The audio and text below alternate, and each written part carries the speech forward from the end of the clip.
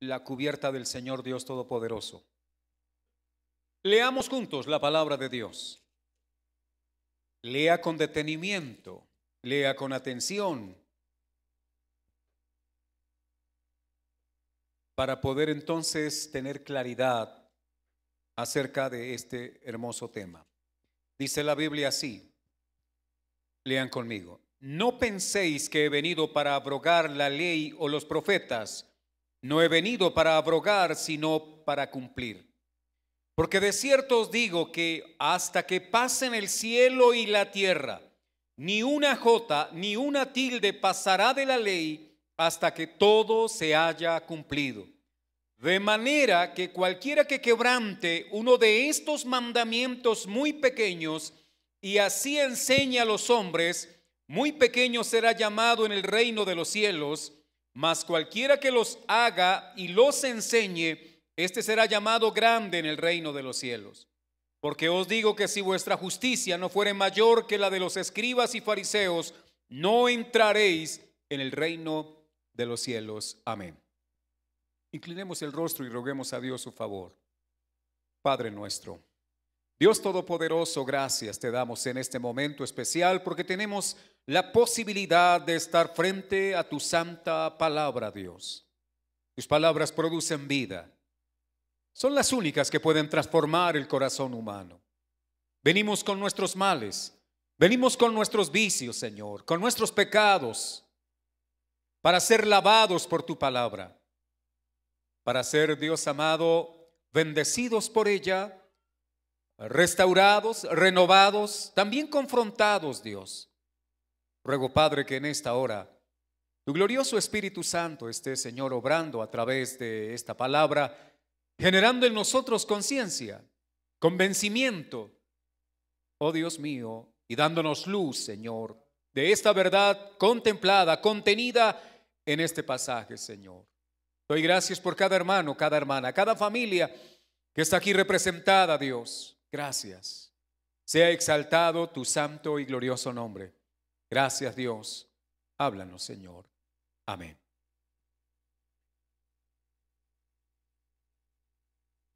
Bien, hermanos, cuando nosotros nos aproximamos al Sermón del Monte, encontramos el sermón estructural del reino de los cielos. El sermón fundamental. El sermón que echa las bases sobre el cual se construirá la doctrina del reino de Dios, el evangelio de Jesús. A veces interpretamos nosotros otras partes de la Biblia no escuchando los sermones de Jesús contemplados aquí en esta parte del evangelio según Mateo. Recuerden que esto se da al comienzo del ministerio de Jesús. Él está dirigiendo su mensaje a sus discípulos, porque lo importante es que el discípulo tenga claro acerca de las verdades centrales, de la columna vertebral del mensaje del reino. Cuando no es así, nosotros podríamos fácilmente desviarnos o aceptar o probablemente difundir un mensaje diferente. Pablo, Pedro, Juan, Judas, todos ellos advirtieron acerca de cómo la iglesia tiende siempre a irse a los extremos a causa de las falsas enseñanzas y de los falsos hermanos. Eso también lo contempló Jesús más adelante, lo veremos en otra, ya tocará el año entrante, ¿verdad? Porque creo que demoraremos un poco avanzando en el Sermón del Monte, pero como la idea no es correr, la idea es aprender. Ahí vamos con la ayuda del Señor. Dios nos ha hablado de quiénes somos en los versos anteriores sobre la bienaventuranza, nos ha dicho quiénes somos y además de eso nos ha mostrado cuál es nuestra responsabilidad como sal y luz. Pero ahora nos lleva a una vida en justicia.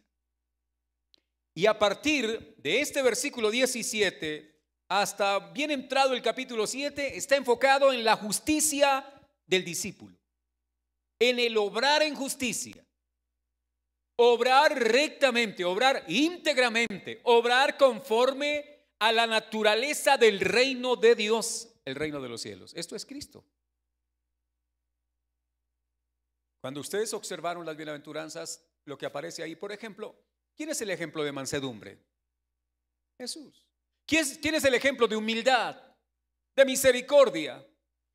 En otras palabras, todo lo que se dijo acerca de las bienaventuranzas es una presentación del carácter de Cristo que debe estar presente en la vida del discípulo. O sea, ese es el carácter del discípulo. Ahora, pregunto, ¿Jesús es justo? Desde luego que sí.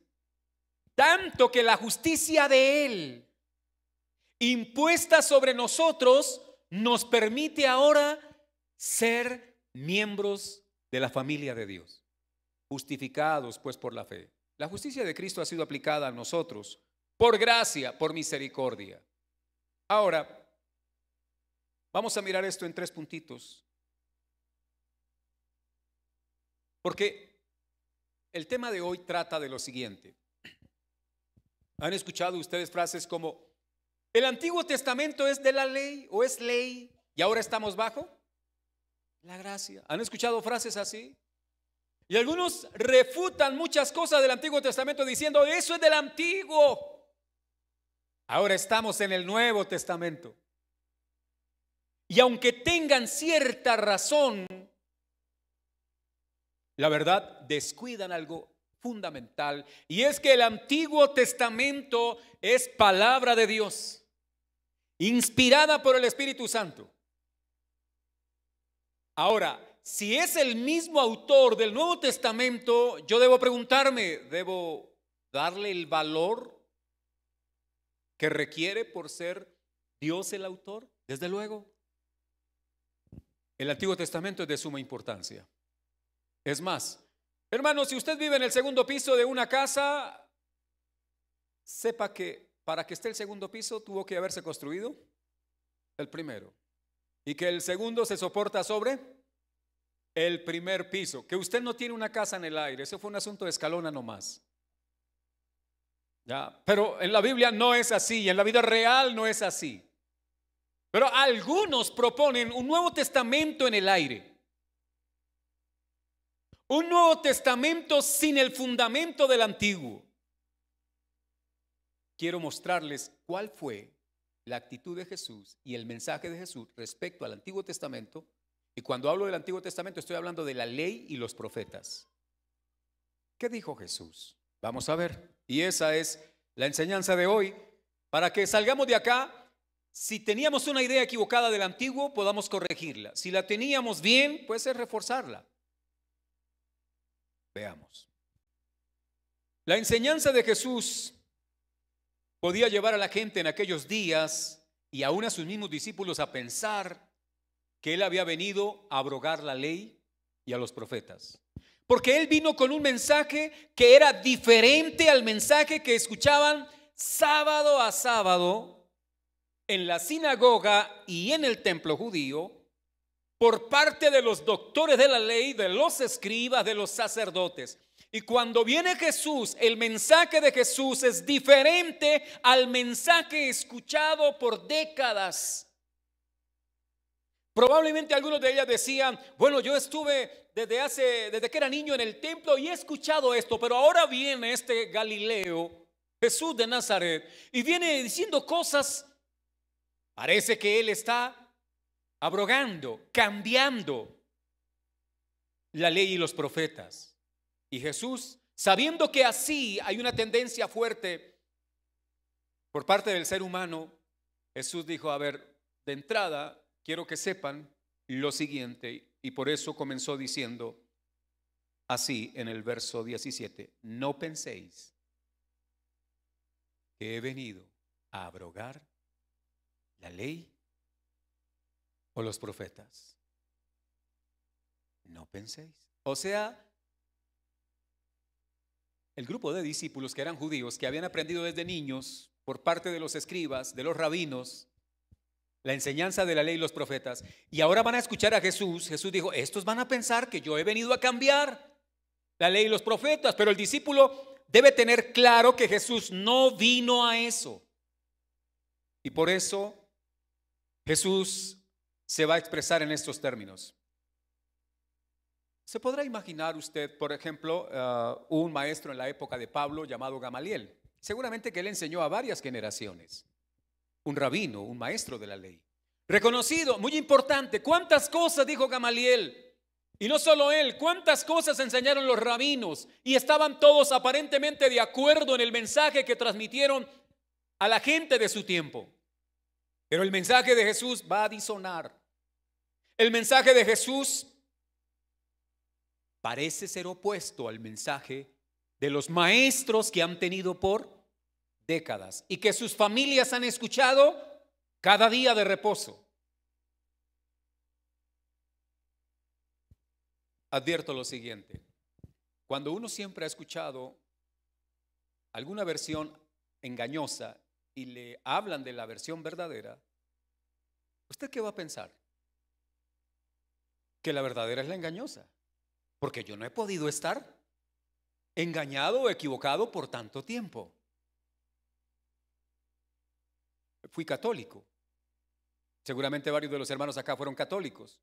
Nos enseñaron que María no había tenido más hijos.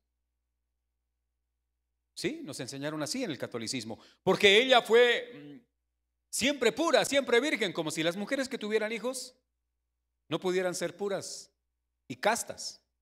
¿Ya? Había un concepto equivocado de la maternidad. Y cuando llegamos al Evangelio y nos empezaron a decir que María tuvo más hijos, qué lucha para aceptarle los hijos a María. No era fácil, hermanos.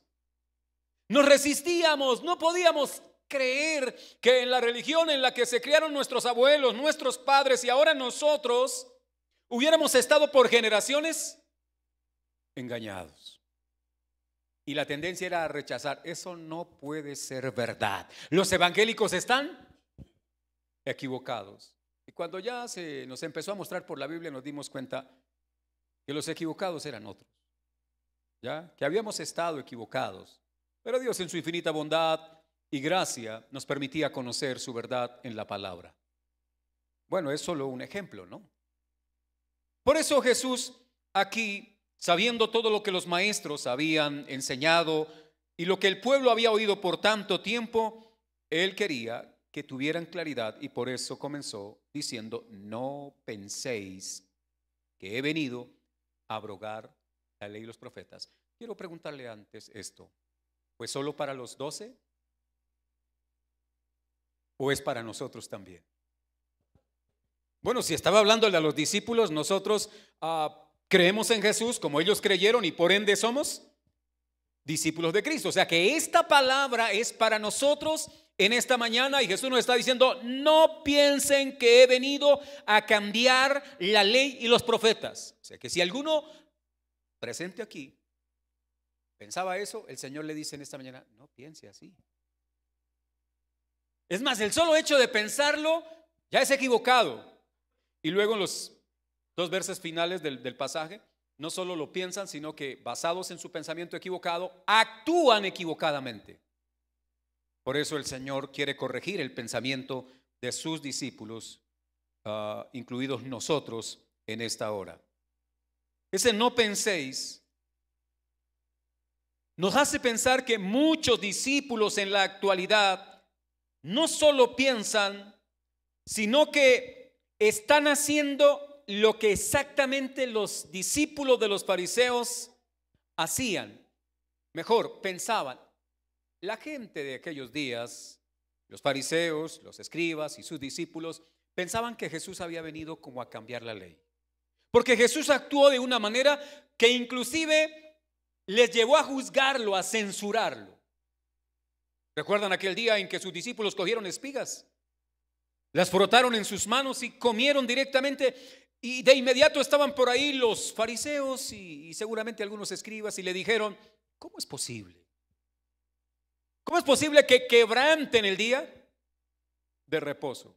Y Jesús tiene que darles una enseñanza. Eso indicaba que ellos estaban, la verdad, muy equivocados respecto a esto. Ahora, esa gente que creyó que Jesús había venido a cambiar las cosas y estaba torciendo la ley y a los profetas, hoy por hoy hay muchos discípulos así. Entonces no serían discípulos de Cristo, sino discípulos de los fariseos y de los escribas. Y yo tengo que pensar si soy un discípulo de un escriba, de un fariseo, o soy un discípulo de Jesús, el Hijo de Dios. Bien, avancemos. Además de eso, observen bien, el Señor vino para cumplir, verso 17, en la otra parte, dice, no abrogar, sino para cumplir. Jesús vino a cumplir la ley y los profetas. Él no vino a cambiar nada, Él no vino a torcer nada, siendo Él Dios, siendo Él el Señor del universo, no vino a cambiar nada. Y nosotros que somos pequeñas criaturas, a veces intentamos cambiarlo todo. Echamos otro fundamento. No debe ser así. Si Jesús no vino a cambiar, sino a cumplir, la actitud del discípulo debe ser congruente con la actitud de Jesús, el Hijo de Dios. Y es que hay una mala interpretación de la ley.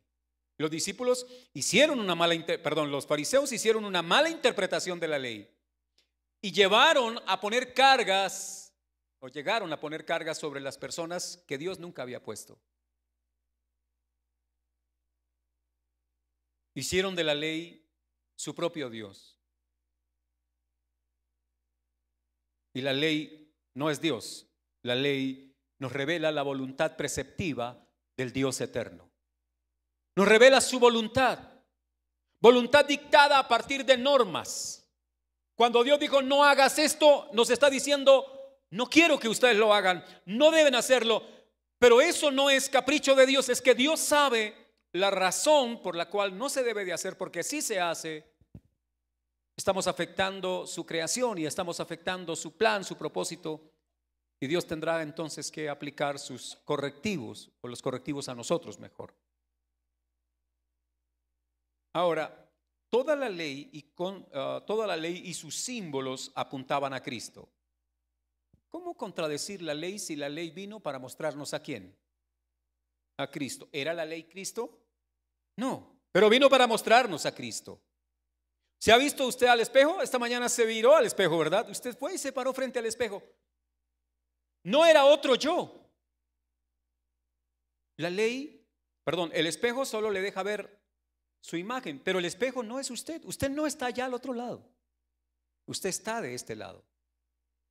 El espejo le deja ver su imagen. La ley deja ver a Cristo en todo su esplendor. Solo que a veces vamos a la ley y no vemos a Cristo por ningún lado porque no estamos entrenados en ver a Cristo presente en la ley. Entonces, por ejemplo, usted va y observa que cogían unos palominos, que cogían un cordero, que cogían un cabrito, y para usted y para mí probablemente es la muerte de un animal no más. Y no entendemos el mensaje implícito que se está transmitiendo a partir de ese sacrificio. Todo eso era sombra de lo que había de venir. Todo eso apunta a la obra de Cristo. De tal manera que la ley es sumamente importante, porque la ley fue el anuncio acerca de Cristo. Y la ley vino para mostrarle al hombre su incapacidad de justificarse por sus propias obras. Cuando el hombre intentó comenzar a cumplir todos los mandamientos dados en la ley de Dios, ¿sabe qué conoció? Su pecado. Y conoció que era incapaz, que no podía, que su naturaleza le inclinaba no a obedecer lo que Dios había dicho, sino a desobedecer. Finalmente él, por la ley, el hombre mismo se va a dar cuenta de su condición de pecado y de rebeldía contra Dios. Pablo dijo, yo no conocí el pecado sino por la ley. O sea, la ley fue un espejo para Pablo. La ley es un espejo en el cual nos miramos y nos damos cuenta el grado de maldad, de suciedad, de pecado que hay en nosotros. Por eso no debemos desechar la ley, porque la ley nos habla de Cristo. Es mejor, puedo entender buena parte de la obra de Cristo relatada en el Nuevo Testamento solo a la luz del Antiguo Testamento. Todo lo que es la obra de Cristo está explicada en el Antiguo Testamento a partir de la ley ceremonial que se estableció para el pueblo judío. pero yo ignoro la ley ceremonial y entonces solamente veo a Cristo en la cruz nada más. Juan, que conocía la ley, el Bautista, cuando vio a Jesús, ¿qué dijo? He aquí el Cordero de Dios que quita el pecado del mundo. De esa manera Juan estaba guiado por el Espíritu diciendo, este es el verdadero Cordero. Han muerto miles, millones de corderos durante siglos en medio de Israel y ninguno de ellos ha solucionado el problema del pecado.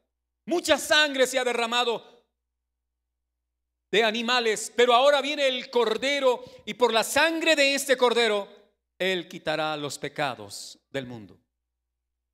Era la única sangre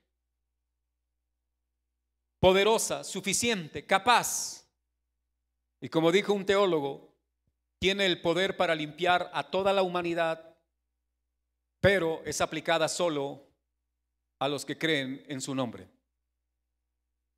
Solo a ellos. Por eso, mis amados, no desechemos tampoco los profetas. Los profetas, ¿de quién hablaban? Jesús dijo que le dijo a los fariseos en cierta ocasión, escudriñen las escrituras. Estaba en un diálogo con los fariseos y le dijo, escudriñen las escrituras porque a vosotros parece que en ellas tenéis la vida eterna. Y quisiera explicar un poco el texto porque a veces lo usamos como si fuera un mandato del Señor a la iglesia. No es un mandato del Señor a la iglesia. Jesús estaba hablando con los fariseos y les estaba diciendo, escudriñen las escrituras, a vosotros les parece que en ella tenéis la vida eterna, porque ellos creían que podían alcanzar la vida eterna obedeciendo todas esas normas. Pero Jesús le dijo, escudriñenlas porque a ustedes les parece, pero ellas dan testimonio de mí. No pueden encontrar la vida eterna obedeciendo la ley, solo la pueden encontrar a través de mí, era lo que quería decir Jesús. No sé si enredé el asunto o es claro. Ya, si usted va a escudriñar las escrituras pensando que ahí va a encontrar la vida eterna, usted escudriña las escrituras para encontrar a Jesús y encontrando a Jesús encontrará vida eterna. No puede encontrar vida eterna aparte de Jesús. No hay salvación aparte del Señor y de su obra. Solo Él es Salvador. Su nombre es Salvador. Los nacidos en Cristo, por el Espíritu Santo, podemos ahora gozosamente vivir en obediencia a los mandamientos de Dios. Pregunto, ¿no tendrá dioses ajenos delante de mí? ¿Hay que cumplirlo? ¿O eso es del antiguo? No, eso es de Dios. Y es dado a nosotros. Y hoy nos está diciendo lo mismo que les dijo a los israelitas en el desierto. No tendrás dioses ajenos delante de mí. No te inclinarás a ellas ni las honrarás. No tendrás el nombre de Dios en vano. Guardarás el día de reposo. Y algunos dicen, a ver, pastor, ¿y entonces? Pareciera una contradicción. Yo quisiera decirles que la iglesia debe tener en cuenta eso. Por eso seguimos llamando la atención que para usted el día que se ha dedicado al Señor es un día que debe ser de reposo. Obviamente no es el reposo que le salva. Hay un grupo de hermanos seguidores de Cristo llamados los adventistas. Yo no sé si decirle hermanos, pero pues bueno, conozco muchos de ellos que creen en Jesucristo. Y así como hay diferencias entre nosotros los evangélicos, hay diferencias con ellos, pero ellos creen que si usted no guarda el día de reposo, usted no puede ser salvo. Y ahí sí tenemos otro evangelio. ¿Por qué razón? Porque si a mí me dicen, bueno, hay que guardar el día de reposo, pero no para ser salvo.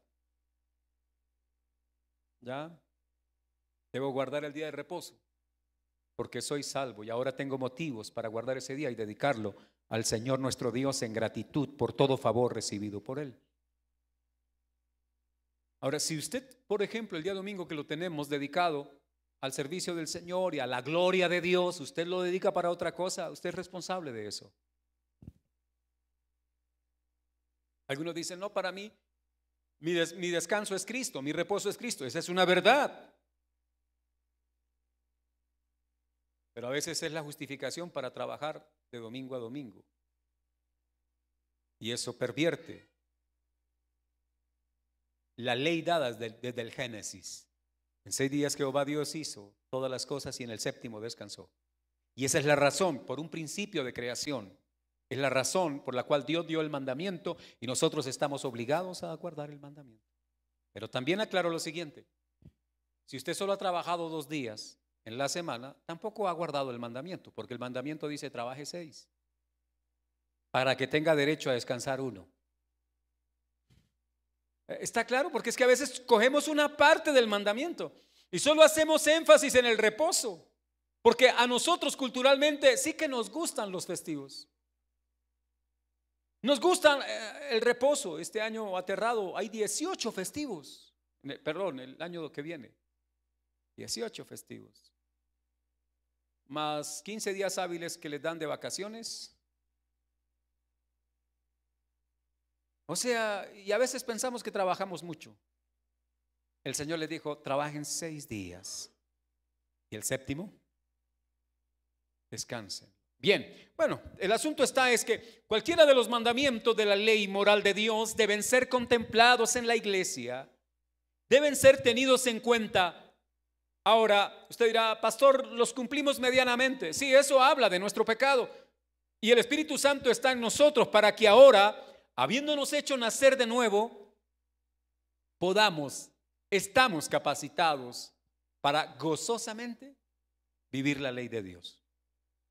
No forzosamente cumplirla con el ánimo de alcanzar vida eterna. No sé si fui claro, pero bien. Ahora, me llama la atención el hecho de que a veces cuando nosotros consultamos al Antiguo Testamento, algunos hermanos dicen: pero hermano, es que eso está en el Antiguo. Y toman ese argumento para no hacer lo que dice la Biblia. Pero Jesús dijo: yo no vine a cambiarla. ¿A qué vino Él? Pregunto: ¿debe un discípulo cumplir como Jesús cumplió? Pues debería ser la idea. Otros dicen: no, Él la cumplió por mí para que yo la burle. No, señor. Él la cumplió por mí para hacer posible que yo viviera bajo su ley.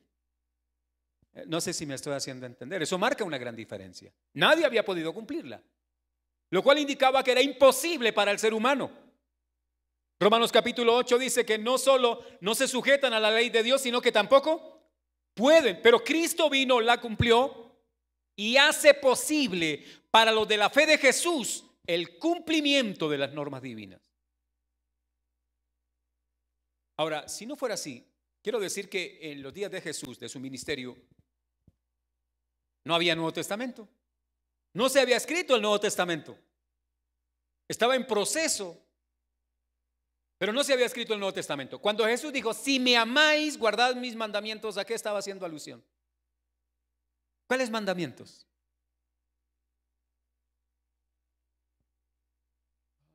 ¿Acaso Jesús no invitó a tener en cuenta los mandamientos de Dios? Claro que sí.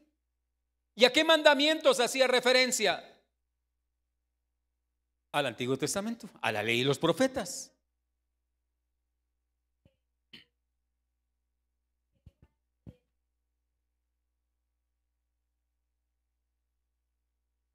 ¿Cómo estaría esta sociedad de arreglada si fuera así? ¿Cómo sería el mundo diferente si fuera así? Estaba escuchando ayer de esos videos que mandan por Facebook, pero me llamó la atención uno de ellos. Y era una señora hablando algo así como en una especie de centro educativo de un municipio de Paraguay. Y esta señora estaba un poco en un lenguaje fuerte, diciéndole a los padres cosas muy duras respecto a la crianza de sus hijos.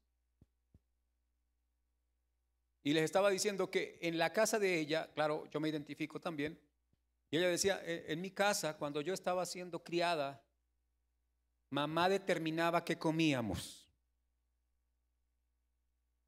Y a uno lo enseñaban a comer de todo. Ahora no. Ahora el niño o la niña Es más, la mamá y el papá equivocadamente le preguntan, mijito, ¿qué quiere comer? Y el niño quiere comerse una libra de papas fritas con gaseosa. Y mañana vamos a tener a un joven diabético con muchos problemas de salud. Muéstrele usted una ensalada a un niño y muéstrele usted un brownie lleno de chocolate. Es más, a algunos se les volvió agua a la boca. Ahora, al hermano William por la ensalada. Quiero solo decir que parece muy severo, muy terrible. Y obviamente Dios dejó esa ley para decirnos cuán grave es tal acción de ese muchacho que merece la muerte. Para señalar la maldad, pero nosotros no vemos, en vez de ver la maldad del muchacho, vemos en la severidad de Dios. No sé si me están haciendo entender. Cuando Dios habló de pena de muerte para algunos pecados, la gente va y mira eso y dice, oh, qué severo es Dios, en vez de decir, cuán malo es el hombre. ¿Por qué tenemos que entonces enjuiciar a Dios cuando el pecador es el hombre? No está bien.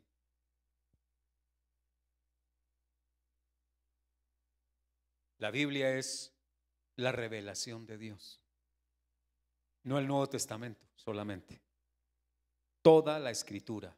Y es más, cuando Pablo escribió a Timoteo y dijo, toda la escritura es inspirada por Dios, útil, ya sabemos las 4 cosas que mencionó. ¿A qué escritura hacía referencia? A la del Antiguo Testamento.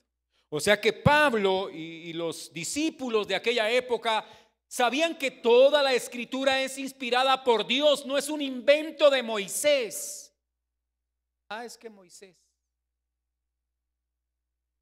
¿Recuerdan a los fariseos? Moisés dijo.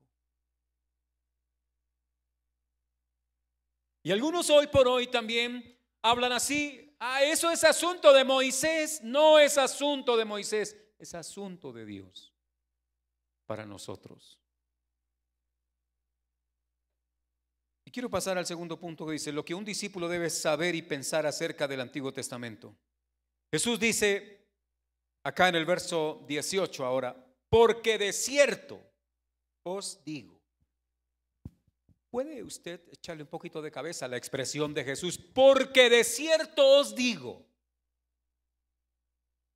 ¿Qué querrá decir? Exacto. No hay la más mínima posibilidad de fallar. De cierto es veraz lo que voy a decir. No hay ninguna falencia en lo que voy a decir, es ciertísimo. Vamos a mirar qué era lo que iba a decir cuando dijo semejante expresión o introducción a lo que va a decir. De cierto os digo. Póngale atención a esta frase ahí, hermano. Que, digo que hasta que pasen el cielo y la tierra, ni una jota ni una tilde pasará de la ley. Échele cabeza. ¿Cuándo va a pasar la ley? Cuando pasen el cielo y la tierra. Yo les pregunto, ¿ya pasó?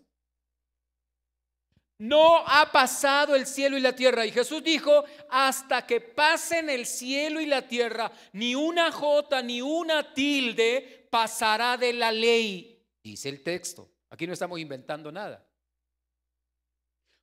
Lo cual Jesús quiso decir, a ver, la ley no ha pasado. Se lo dijo a sus discípulos en sus días. La ley no ha pasado. Yo no he venido a cambiarla, no he venido a abrogarla, no he venido a anularla. Yo he venido a cumplirla y la ley no va a pasar. No pasará. Mientras exista el cielo y la tierra, la ley estará ahí. ¿Estamos de acuerdo? Con algunos. Con otros también. Ni una jota ni una tilde pasará de esta ley. Ya sabemos a qué ley estaba haciendo referencia Jesús. A la ley del Antiguo Testamento. Dice, hasta que todo se haya cumplido. Hasta que todo se haya cumplido. La ley es necesaria. Sé que para muchas personas la ley atormenta. Y más en este tiempo donde se han dado cuenta ustedes de que todo lo que representa la ley o el orden ahora son atacados, son, ¿cómo se diría? Son menospreciados. Las figuras que representan la ley, claro, está corrompida la tierra, está corrompido el sistema, pero antiguamente, por ejemplo, un policía era más respetado. Y también respetaban más. Sí, porque él es un ser humano que también violenta la ley. Pero digamos que hablamos de las figuras de autoridad y las figuras de autoridad están siendo atacadas. Son ellos los atacados ahora. Porque de alguna forma representan la ley. Y muchos quisieran que la ley no existiera. Es más, tal vez plantean la idea de un mundo sin ley, un mundo sin normas. Voy a ver si recuerdo el título de una película. Yo no soy cinéfilo o amante del cine, entonces no. Pero es una película donde el personaje Matrix. No sé cuál de esas, no sé si hay varias de Matrix, ¿no? Matrix debilitado, recargado, superado, ya reconfortado, nacido de nuevo. El asunto es que hay varias de ese Matrix. En una de ellas, al terminar, sale todo un sermón ahí, pequeño sermón, de un mundo sin normas. Y esa es una expresión clara. Olvido el resto, pero me llamó la atención eso que decía de vivir en un mundo donde no haya normas. Y claro, uno lo escucha con ese tono, con esa musiquita, uno dice, qué chévere. Un mundo sin normas. Un mundo sin normas donde no hay pecado es otra cosa. Pero un mundo sin normas, con el corazón lleno de maldad de la criatura humana, es un desastre. Mas, sin embargo, en la película había una contradicción. Es bien curioso, porque estaba proponiendo un mundo sin normas, pero al fondo había una calle y un semáforo. El semáforo es un símbolo de la norma, de la ley. Imagínense cómo sería de chévere Bogotá sin semáforos. Oh, qué bendición de ciudad.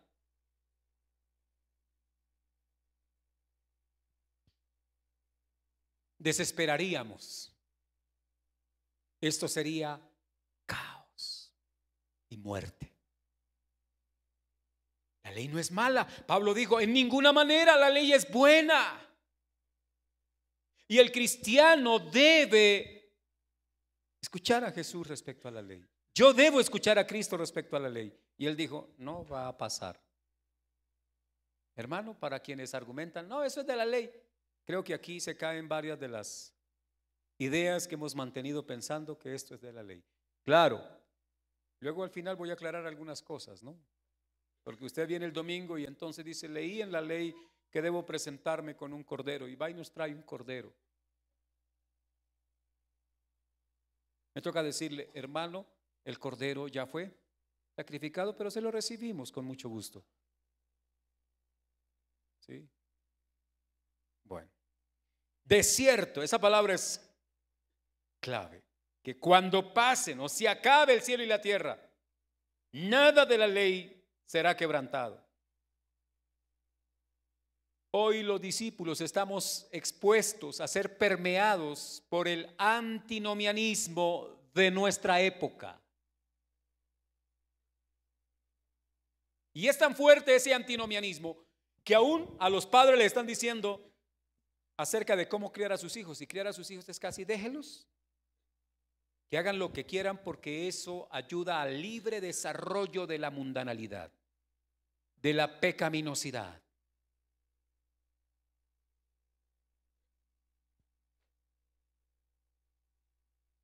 La norma siempre la vamos a necesitar. La regla siempre. La ley la vamos a necesitar siempre. Hay ley en la casa, hay ley en la calle, hay ley en el trabajo, hay norma en cualquier lugar donde usted se ubique, ahí habrá normas. Siempre vamos a necesitar las leyes. La ley no excluye la gracia, porque algunos dicen, ya no estoy bajo la ley, ahora estoy bajo la gracia. Suena bonito vivir bajo la gracia. ¡Qué bendición! Ahora estamos bajo la gracia. Alabado sea el Señor. Sí. Pero hermanos, es una mala comprensión al decir, ya no estoy bajo la ley, sino bajo la gracia. Es una frase equivocada.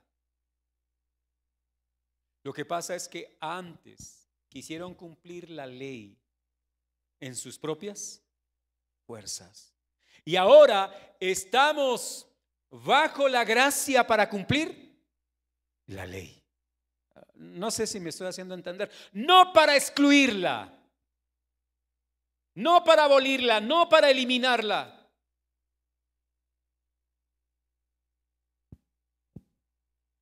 ¿Cómo han cambiado las cosas? Algunos cristianos no quieren vivir bajo las normas de Dios, pero usan las normas de Dios para que Él viva bajo ellas. No sé si me hago entender. Algunos oran y le recuerdan las normas a Dios y todo lo que Dios ha escrito en su palabra para que a Él no se le olvide y para que Él me la cumpla. Bueno, ese no es el Dios de la Biblia, quien oran cuando se ora así. La ley cumple su propósito, mostrar al hombre su incapacidad para justificarse a sí mismo, mostrar la salida a su condición por medio de un sacrificio. La ley siempre nos mostró un sacrificio para salir, para ser declarado justo.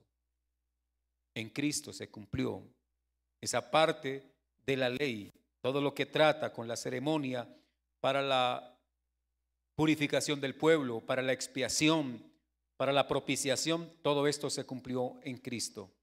Ahora, pero la ley también está dada para manifestar el don de la gracia. Voy a decirlo así mejor. Si hay ley, es una expresión de la gracia de Dios. Imagínense donde Dios nos hubiera dejado aquí abajo sin leyes de ninguna naturaleza. Pero Él nos deja unas leyes y la ley ya es un don de la gracia de Dios, de la bondad divina. Debemos estar agradecidos con Dios por dejarnos sus leyes. ¿Cuántas veces alguna persona con la que usted discutió quiso matarle? Pero la persona dijo, ay, me acuerdo, Dios dice, no matarás. Y usted está vivo. La ley. Hermano, quizá en algún momento usted ha pensado, de pronto por su debilidad, se sintió atraído a adulterar. Y la ley aquí le dice, no, adulterarás. No sé si me estoy haciendo entender. Entonces debemos dar gracias a Dios por la ley. Pero también en la parte final de este pasaje dice, la consecuencia para quien quebrante y enseñe a quebrantar los mandamientos de la ley de Dios. Observen cómo dijo Jesús también aquí en este último segmento de esta porción bíblica. Verso 19, de manera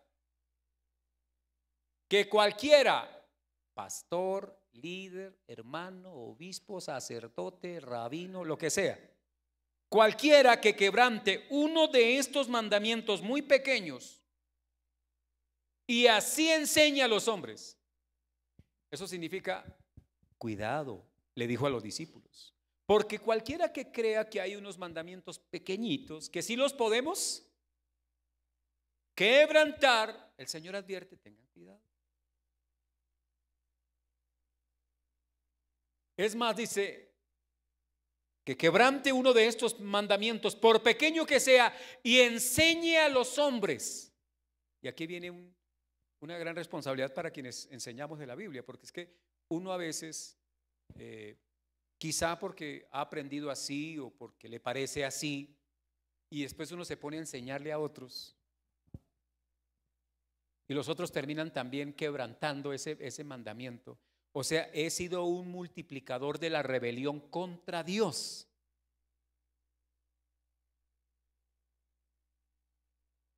Pequeño mandamiento, grandísimo el pecado. Estaremos acusados de rebelión. Ahora, el ser empequeñecido, una de las consecuencias es de ser empequeñecido por quebrantar y enseñar esta perspectiva. No sé si tengan ustedes un ejemplo acerca de cuando usted dice, hermano, hagamos esto, y otro le dice, no, eso es de la ley. ¿Hay algún ejemplo que ustedes tengan por ahí en mente?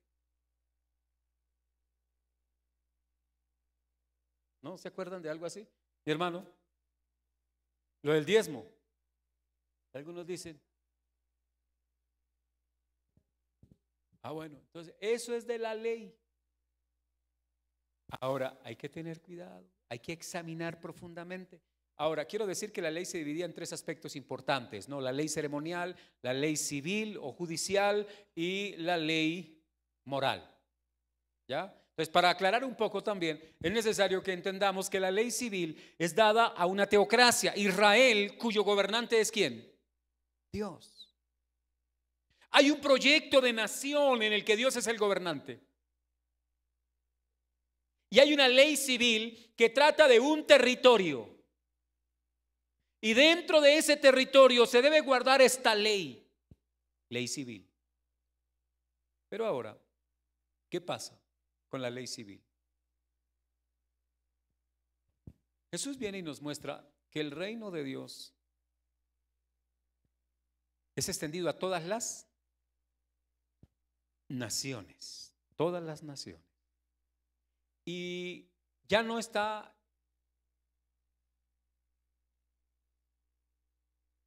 adscrito a un territorio de la tierra en especial. Ahora Dios ha formado una nación de todas las naciones de todos los pueblos. Al tener esa nación y le dice, es que, a ver, el reino comienza aquí, pero el reino se perfecciona después de la muerte, mejor, después de la resurrección. Entonces nosotros apuntamos a disfrutar a plenitud el reino de Dios en una teocracia donde Él es nuestro, de forma plena, porque de hecho Él lo es, Él es nuestro gobernante, Él es nuestro Señor, Él es nuestro Rey, pero allí será en su totalidad, en su plenitud. En otras palabras, la ley civil que pretendía tener una nación en la tierra que viviera en la voluntad de Dios e hiciera todo lo que Dios quería, es una muestra de lo que va a venir en la consumación del reino de Dios luego de la resurrección. No sé si me expliqué. O sea, el corazón del hombre hace imposible vivir una teocracia aquí en la tierra. Me explico, que nosotros, por ejemplo, los evangélicos, digamos, reunámonos y pidámosle tierra a algún país y nos hacemos todos ahí y vamos a tener, este es el reino de Dios en un territorio con unas leyes aquí y aplicaríamos las leyes de la Biblia. Creo que en alguna medida los Amish trataron de vivir en ese modelo y han tratado de vivir en ese modelo, ¿ya? Pero finalmente es imposible. El Señor nos está diciendo, tal reino con tal grado de perfección solo es posible cuando seamos cubiertos de incorruptibilidad. ¿Queda claro eso? De hecho, en alguna ocasión le oí a una hermana decir, hermano, qué lindo sería que todos los hermanos de la iglesia viviéramos en el mismo conjunto. ¡Qué bendición! ¿Cómo serían esas reuniones, verdad? ¿Cómo sería el consejo administrativo de ese conjunto? ¿Angelical? Usted se podría imaginar, quisiera decirles con todo el respeto por ustedes como pueblo de Dios, pero creo que yo no compraría ahí. En serio. Creo que el hermanito del lado va a prender su equipo y va a poner alabanza a las 4 de la mañana. Y me va a despertar a nombre del reino de Dios. Y no me va a dejar descansar a nombre de que hay que adorar a Dios. Creo que Solo para mostrarles que tal teocracia aquí no va a funcionar por el corazón del hombre. Pero cuando el hombre sea perfeccionado, entonces Él habló de que somos esa nación santa y que allí tendrá una nueva tierra y será posible, y la ley civil entonces será. Digamos que lo que nos mostró la ley civil es un proyecto que Dios tiene para con su pueblo. Y la ley ceremonial no tenemos que obrarla tal como dice la ley, matar el cordero, matar el palomino. ¿Por qué razón? Porque Cristo es el sacrificio perfecto. Usted va y lee Hebreos y se da cuenta en Hebreos que este sacrificio fue de una vez para siempre. ¿Se anuló la ley ceremonial? No. Se cumplió y se perfeccionó. Gracias a Dios, ¿verdad? Ahora, cierro con lo siguiente. En la parte final dice también: y a cualquiera que los haga, o sea, que los cumpla, y los enseñe, este será llamado grande en el reino de los cielos. Por lo tanto, hay una invitación de parte de Dios. Y la parte del cierre tiene que ver con, porque os digo que si vuestra justicia no fuere mayor que la de los escribas y fariseos, no entraréis en el reino de los cielos. Quiero preguntarles, ¿cuántos de los presentes están en el reino de los cielos?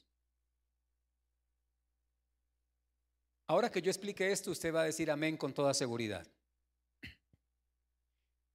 Si vuestra justicia no fuere mayor que la de los escribas y fariseos, no podéis entrar en el reino de los cielos. Esa es una verdad, como las verdades de Dios, sin discusión. Y usted dirá, y entonces yo no sé si pueda estar en el reino de los cielos, porque creo que mi justicia no es mayor que la de los fariseos. El fariseo era, vea, vertical, radical en sus cosas, pero es que Jesús no estaba hablando de eso. La justicia de los discípulos es la justicia de Cristo imputada a ellos. Pregunto, ¿la justicia de Cristo es mayor que la de los fariseos? Pero por supuesto, la de los fariseos era la justicia de obrar según la norma y querer ser justificados por esfuerzo propio. Pero el Señor viene ahora y nos dice a nosotros que creyendo en Él somos justificados por Él, y la justicia de Cristo viene a nosotros, y la justicia que el Padre ve en nosotros no es la nuestra de las obras, sino la de Cristo colocada sobre nosotros. Obviamente, la justicia que está en nosotros es mayor que la justicia de los fariseos. Podemos decir que estamos en el reino de Dios, porque quien nos justificó es Cristo, pero no nos justificó para rebeldía, para que fuésemos desobedientes. Él nos justificó para que anduviésemos en sus normas. Pero ahora vivimos las normas no para ser justificados. Vivimos las normas porque ya Él nos justificó. Y es una forma de mostrar nuestro amor al Señor. El que me ama, mis mandamientos guardará. ¿Claro hasta ahí? Solo por medio de Cristo somos justificados, pero también solo por su palabra, incluyendo la ley, podremos vivir en justicia. La justicia de los discípulos es mayor que la de los fariseos, porque es la justicia de Cristo aplicada a sus vidas, la de los fariseos basada en sus propias obras y méritos. Advierto que hoy por hoy también hay hermanos cristianos evangélicos que quieren la justicia de sus propias obras, de sus propios méritos, de su propio esfuerzo. Y el que quiere vivir de esa manera siempre va a sentir la desdicha, la infelicidad. Algo contrario a lo que Jesús dijo en el Sermón del Monte: felices, felices, dichosos los que ahora estamos en el reino de Dios. Ahora vivir la ley es todo un deleite. porque en la ley de Jehová está su deleite. Ha cambiado la perspectiva. Y cambia porque ya la ley es el camino que me ayuda a acercarme cada vez más en justicia, en la de Cristo, que me justifica y me lleva a actuar también justamente para la gloria de nuestro Dios y Padre. Quiero invitarle a estar en pie, por favor.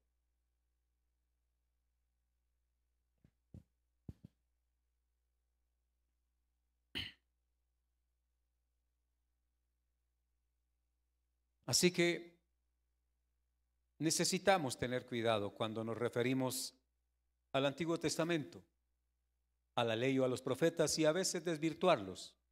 Jesús dijo que no, que ni siquiera pensáramos de esa manera. Que Dios nos ayude. Sé que quedan inquietudes, sé que quedan dudas, pero con ustedes queda la palabra de Dios. Está la Escritura y está el Espíritu Santo del Señor.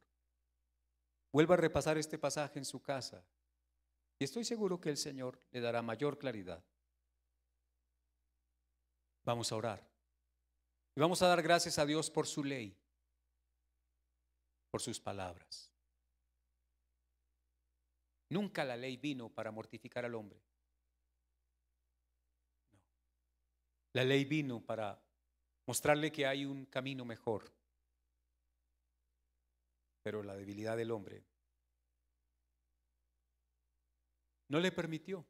Así estaba, planeado por el Altísimo. Vamos a orar agradeciendo a Dios por la ley y los profetas. Cuando hablo de los profetas estoy hablando de los hombres que hablaron inspiradamente por Él.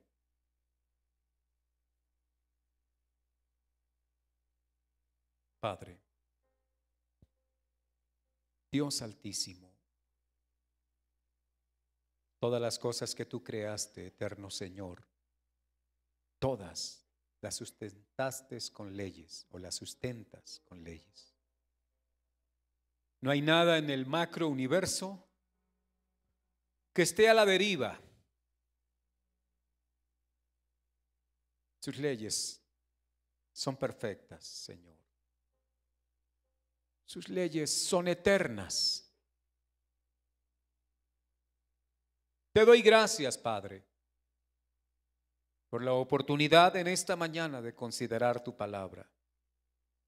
Ayúdame a corregir aquello que no está bien en mi mente. Y quizá a veces he pensado y aún he justificado acciones mías equivocadamente al desconocer esta palabra que hemos estudiado en este día. Permíteme tener claridad, Dios, de que ahora viviendo bajo tu gracia, disfruto tu ley y que estamos llamados, Señor, a vivir en justicia. Estamos llamados a la rectitud y a la integridad. Estamos llamados a la santidad como una manera de expresar nuestro amor a ti, mi Señor, por tan magna obra en favor de nosotros. Porque nos amaste primero. Tú has dicho, mi Señor, el que me ama, mi palabra guardará. No es un asunto de sentimientos. No es una cuestión de emociones.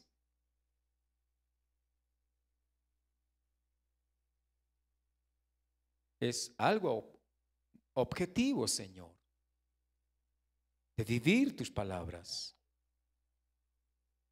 de ponerlas en práctica, y solo así realmente estaremos mostrando nuestro amor por ti, Señor. Permíteme, Padre, honrar tu ley, deleitarme en ella. Permítele a mi hermano andar en tu ley, gozarse en esta ley, Dios amado. Permítenos. Oh Santísimo Señor, por cuanto nos has dado una nueva vida, nos has dado un nuevo corazón.